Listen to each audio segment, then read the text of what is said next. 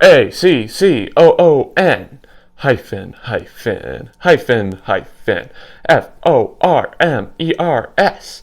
What does that spell? Raccoon-Formers, yeah! Raccoon-Formers, the YouTube channel for all of your Transformer needs. Hello everyone, Raccoon-Formers here, and as y'all know, a while back I was on vacation in Mackinaw City and I came across a glorious sight. A life-size Bumblebee statue known as Mack-A-Tron. And today I'm going to give you my thoughts on this glorious looking statue. First, let's discuss the statue's name. I really do find it really weird that it's called Mack-A-Tron. I get it that it's supposed to be a play on words with the name of the city, Mackinaw City, Mack-A-Tron. But a statue called Mack-A-Tron seems more like a statue of Megatron in my opinion. You know, Mack-A-Tron, Megatron. My only idea on why this statue was given such a weird name is maybe the people who built it were trying to avoid copyright from Hasbro, because as I actually saw this statue in person, there were a few notable changes that were made to sort of make this statue differentiate from the actual Bumblebee, because if the statue was too similar to Bumblebee, they probably would have gotten sued. So that could be why they actually called this statue Mack-A-Tron. Considering if they made a Megatron statue called Mack-A-Tron, they probably would have gotten sued as well, but I'm only guessing about this. Let me know in the comments what you think of this weird name and why you think they chose this as the name of their Bumblebee statue. Anyway, let's go ahead and take a closer look at the statue so I can discuss all my thoughts on it with you. Here we have a full head-to-toe look at the statue, ladies and gentlemen, and as you can see, it definitely does look really different to how Bumblebee normally looks, especially up near the head area, but more on that in a little bit. One thing I learned when I actually saw this statue is the fact that it's actually made entirely out of car parts. That is so genius in my opinion. They could have just used plastic molds to create this statue, but they went the extra mile to make this entire statue out of car parts, which, like I said, is genius because Bumblebee transforms into a car and the statue is made of car parts. I absolutely love that, and that was an extremely nice touch in my opinion. Anyway, let's go ahead and take a look at the different portions of this statue in more detail, starting with his head area. Here we have his head section, ladies and gentlemen, and as you can see, we definitely have some differences here. His eyes look like they have a darker shade of blue, and they're a whole lot wider. His little mouthpiece doesn't look all that accurate, and if you look closely at his forehead,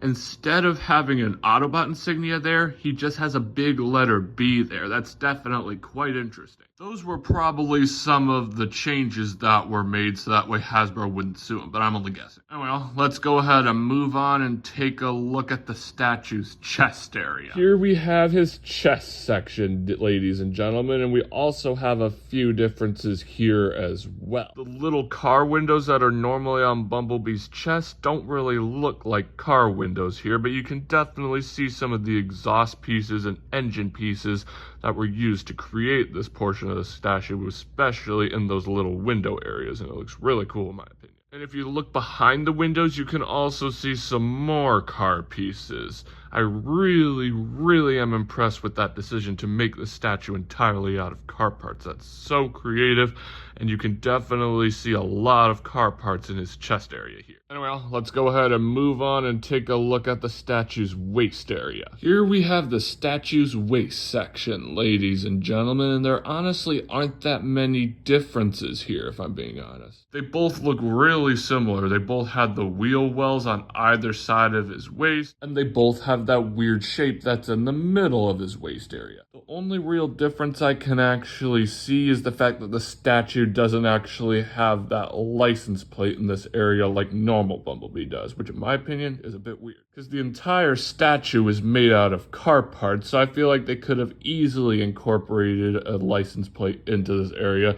to make his waist section actually match with normal Bumblebee's waist section.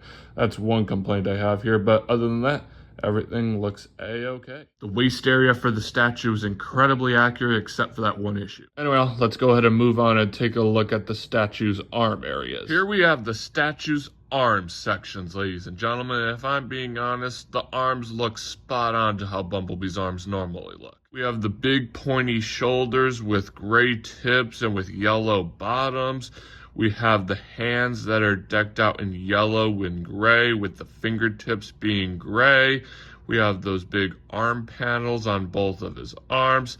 Everything here looks spot on, and I don't have all that much else to say. The arms are definitely the most spot on part about the statue thus far. Anyway, let's go ahead and move on and take a look at the statue's leg areas. Here we have the statue's leg sections, ladies and gentlemen, and they look pretty spot on to how Bumblebee's legs normally look as well. We have his yellow shin pads with gray in the middle. We have his toes with yellow and then gray on the tips. And we have the wheels right in the center of his feet. And one of my favorite things about the statue is the fact that down near his feet, they actually made some of the wall be in a bunch of pieces, like Bumblebee was actually stepping through that wall. That was a really nice touch, and that's definitely one of my favorite things about this entire statue. That's pretty much all I have to say about the statue's legs. They look pretty spot on as well, just like how its arms look pretty spot on. Anyway, let's go ahead and move on and take a look at the final section of the statue, his backside. Here we have the statue's backside, ladies and gentlemen. I'd like to quickly apologize for the terrible view of its backside. I know that tree is in the way, but I have a good reason for that. When I actually saw that statue in person,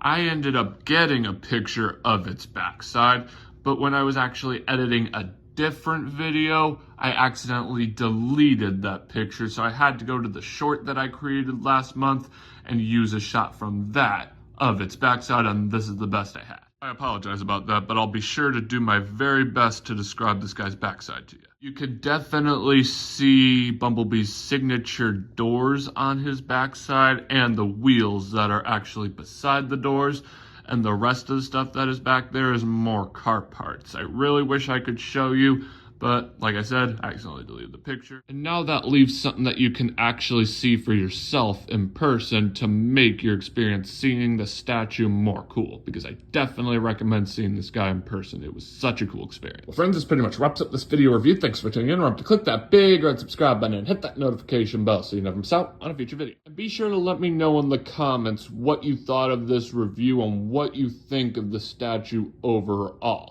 I definitely recommend seeing this statue in person, like I said. So let me know in the comments if this video was encouraging to y'all to make you want to actually see this statue in person. And I'd like to give a quick shout out to my uncle who lives near Mackinaw City, because he actually told me about this statue when I was getting ready to take my vacation there. So if it weren't for him, I probably would have missed this statue, meaning this video that you're watching right now wouldn't exist. So if you're watching, this video is dedicated to you. Anyway, that's all I have to say. As always, I'm Raccoon-Formers, and I'll catch you next time. Peace.